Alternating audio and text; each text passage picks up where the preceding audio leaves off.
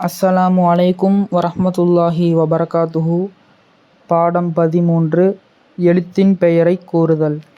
எழுத்துக்கள் மேல் பேஸ், ஜேர், ஜபர் ஆகிய குறியீடுகள் இல்லாமல் அதன் மேல் இது போன்ற குறியீடு மட்டும் இருந்தால் அப்போது எழுத்தின் பெயரைத்தான் வாசிக்க வேண்டும். இதை க என்று வாசிப்போம்.